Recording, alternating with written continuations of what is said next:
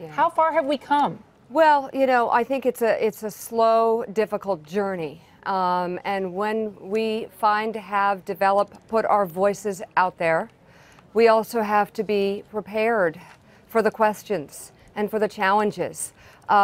I think it's a slow process, and I think what we're seeing happening in Washington certainly highlights the challenges. It's very difficult for women to come forward in any culture, in any scenario, but this one is probably the worst.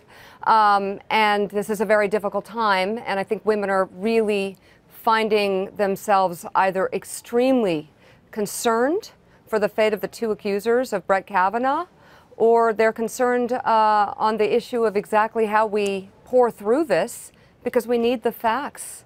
We need the facts to back up our voices. So on Brett Kavanaugh, it's difficult. Yeah. There's been a lot of questions about the timeline here. We heard that from President Trump himself. Well, why didn't she report it at the time? Is there a statute of limitations on speaking your truth? No.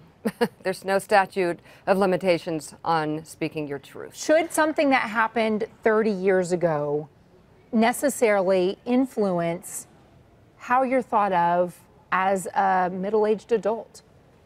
Are you asking on behalf of Brett Kavanaugh or the accusers? I think that that's a great point. That's my point. That's why we need the facts. I would suggest in this case we need an FBI investigation.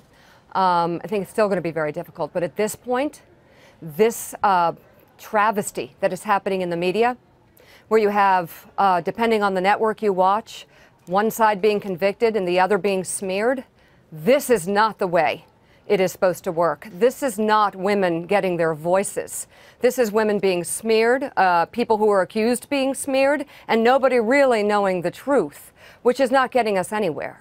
Would we have had, Mika, a better chance of getting at the truth if Senator Feinstein had released this letter 6 or 8 weeks ago?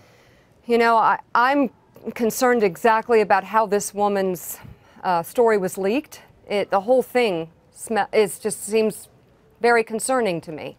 Yes, had perhaps this been released earlier, perhaps we'd have it. But here's where we are.